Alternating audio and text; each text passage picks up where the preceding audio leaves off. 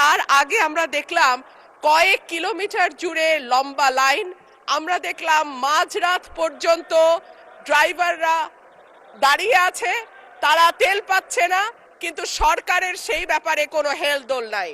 আশ্চর্য হয়ে লক্ষ্য করলাম মাননীয় স্পিকার, মন্ত্রীরা যখন সংসদে বক্তব্য দেন তখন তারা অবলীলায় বলেন বাংলাদেশে জ্বালানির কোনো ঘাটতি নাই, কিন্তু মাননীয় স্পিকার যখন তেল নিতে যায় তখন দেখা যায় 3 কিলোমিটার লম্বা লাইন।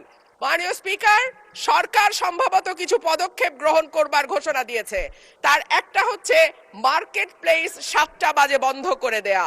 চমৎকার সিদ্ধান্ত মাননীয় স্পিকার, তবে মনে রাখতে হবে কেনা কাটা বা শপিং যেটুকু হয় সেটুকু সন্ধ্যার পরেই হয়, তার আগে হয় না।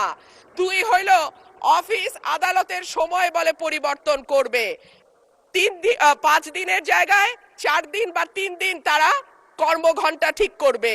কিন্তু প্রশ্নটা হচ্ছে যদি জ্বালানির কোনো সংকটই না থাকে তাহলে এত লম্বা লাইনই বা কেন, দামি বা বাড়াইতে হয় কেন, অফিস কর্মসূচি সময় পরিবর্তন করতে হয় কেন? এই প্রশ্নগুলা তো ওঠে মাননীয় স্পিকার।